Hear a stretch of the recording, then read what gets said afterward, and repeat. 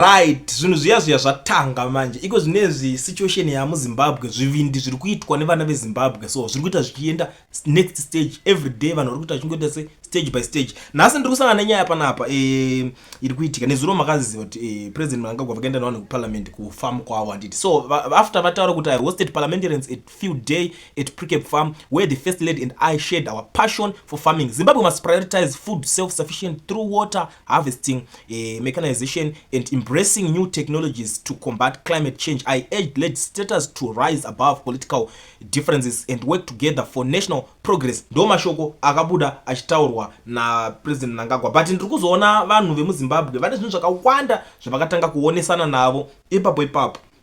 ZviZimbabwe ndikukuudza this time akudyiwe rinopisa and ameno ikoko ende mafacts ari kubuda zvinhu zvekutaurwa nevanhu after even vatotaura kuti alright vanhu vekuningina ma MP musavasiya vakadaro nyatseki vakriticize vanhu vari kuratidza kusateerera izvozvo vari kuti toda kukriticize mimi zvamuri kuita ndo zvinhu zvisiri right. So wekutanga panapa zvinhu zvaari kutaura ka zviri kuda kutombotanga walaika this video right now kuitira kuti Zanube Viboikane ari kuti zvoni how exactly does this bring about national progress? If you wanted to share a passion for farming, you should have invested experienced farmers who are known. The truth is that you were parading the fact that you have captured the opposition. What a shame. Ndo mashoko ari kutanga kubudiswa nemumwe kuti aiwa manga muri kuda kutiratidza kuti opposition makato capture yetori mumwe menyu ndimi zvenyu.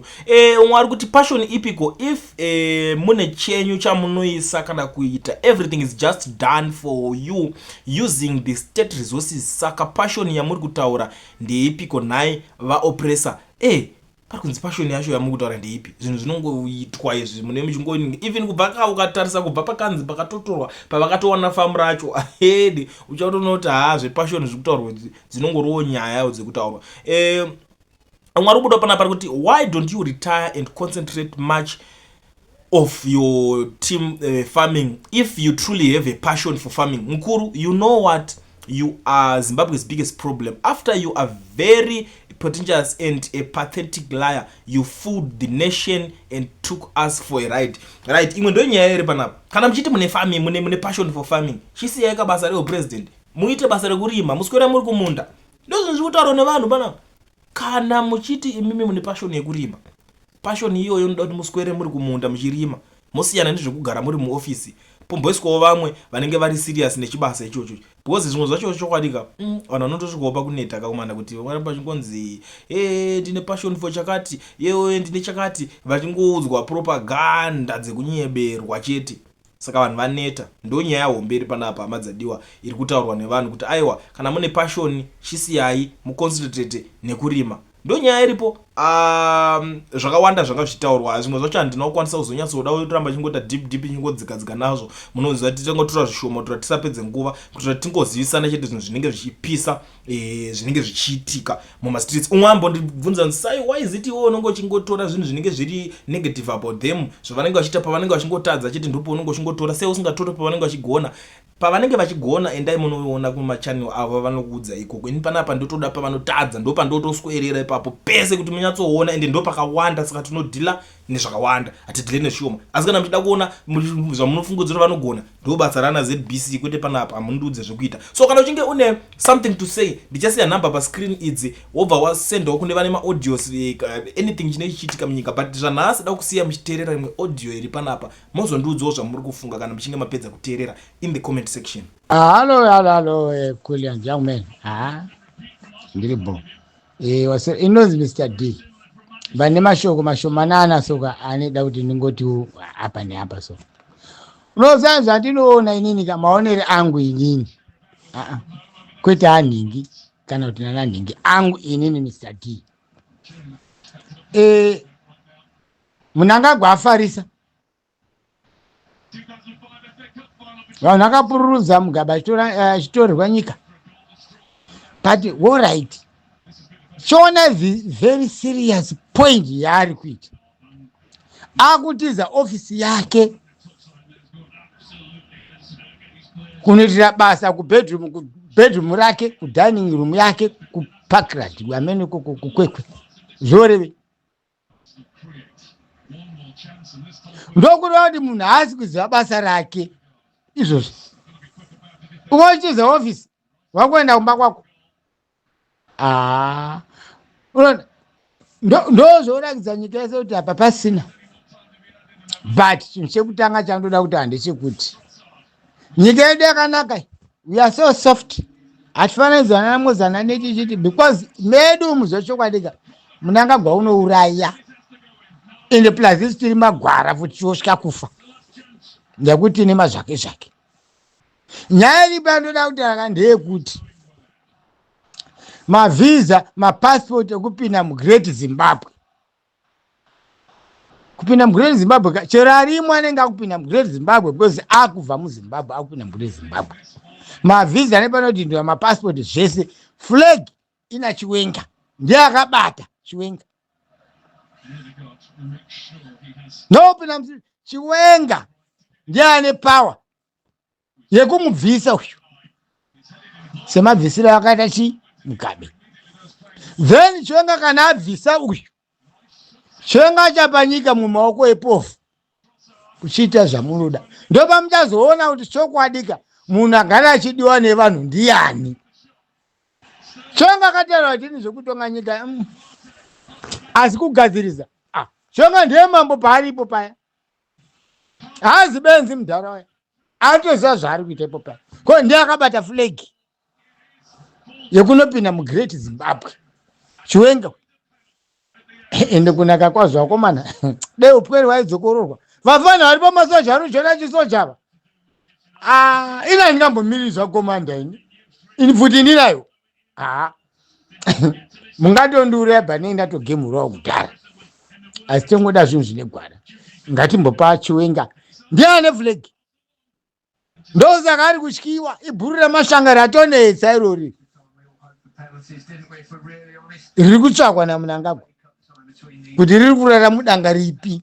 Chiwenga ari pataiti izvozvo, taiti hatinayo kai, chiwenga ndiato pataiti iri pawesi. Why? Ndekuti ari pedo nevhu, kachiri pedo nevhu asi kureva kuti hupfupi, kureva kuti upenyu hwake soka hunenge huri kundengendeka so, but ane mapurani aMwari. Nekuti chiwenga zviri kumurwadza zviri kuitika izvi. Kwenga anombobudawo pachena wani zvekuti kana Mnangagwa kana achiteerera nzeve dzake dzakavhurika dzese aizokuona kuti uyu munhu inenge achichawirirana. Woda kuziva kusawirirana kwokuti kana sadza rako rawabika iwe handicharida, kufanana nemukadzi wekuti kana kwabikira sadza wati handichakudi nesadza racho hauchabati. Ndo zvapo pana Mnangagwa naChiwenga. But Chiwenga manje good path iripo ina Mwari mukati. Chiwenga haatombodi zero pesi, ari kuda izvozvo kungogumura izvozvo ndeye ari kurwadziwa kusaidi kwake kwandi vanhu vakapromisana kudhara. Saka mhiko yacho yazoinhara papi ipapa ndo pane nyaya manje ipapa. Saka yaChiwenga ka deye ndirinika one day kumbozimboita vice president negame over, haanimbomiri kuti kwanzi kuchaedza kungondipinza muofisi kuti acting vice president ngoma dzotorera ipapo one time. Haanimbomirira mangwana, no negotiations, out. Handi ndiwe president, chaunenge chazoda chi? Chaunenge chazoda chi? Watopedza, watosunungura nyika. Vafana zvavo vakomana vakuzotora zvavo vanachamisa kuti ako mudhara makaita basa kuti vakomana achiita zvamokwanisa kuita great Zimbabwe zvatopera zvisina kumbopinda mustriti tokuvara ndokudza plus tiri magwara futi rudzi rwedu isu maZimbabwe tiri magwara rudzi, hana dzedu dzoti pangu kurira unga kangoma kenjuzu kanorira kurwizuku amene kumhiri kwasayoko but ndati nimbotaura hangu ini Mr. D. Yes, ndine side randiri ndogosha side se ndiri masasi egungwa here anoti uku neuku kumberi nekumashure no ndine side rangu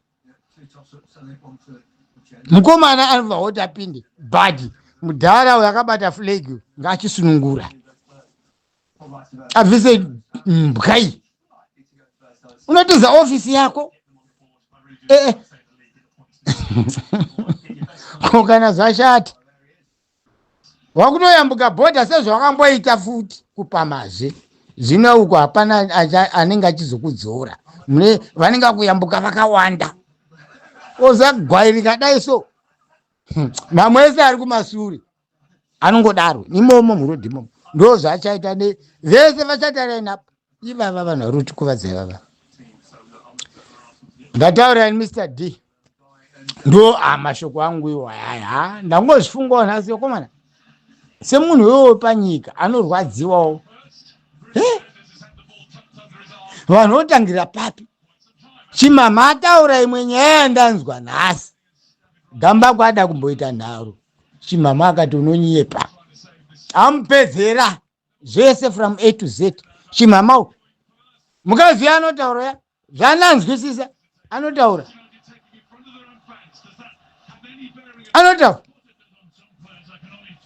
apedzera kutaura anoti iko denda toda zvepolisi ndaitovhoterwa and it's true ndakuti unovhoterwa nepfungwa dzako kotedzi dzagarwe idzi kweyo paidamburwawo nemisoro ipapo iye munhu akaona kuti munhu wemwana mudiki munhu akashata sirei dai akangosviba mwoyo vangodamburwa vese nemadhara acho mamwanga arimwemo mameno ikoko kama madhara acho angada akatopona zvitonzi iwe ndo akangwarisewo mwana mudiki bheta iwe ufe madhara asare koza madhara akatofira zviripo vakafira nyika iye kwakuponeswa machaji vakatokanganisa vangada vakasa madhara esa vafana vanga vati kurei vaya vanga vabatwa vaya vakaisiwako zonzi iwewe ndo uchazoita dhenja iwe bheta ufe iwe machaji angada akatogona ipapo manje vakaponesa snake nyoka python rwambira chaivo chaivo amen thank you Jesus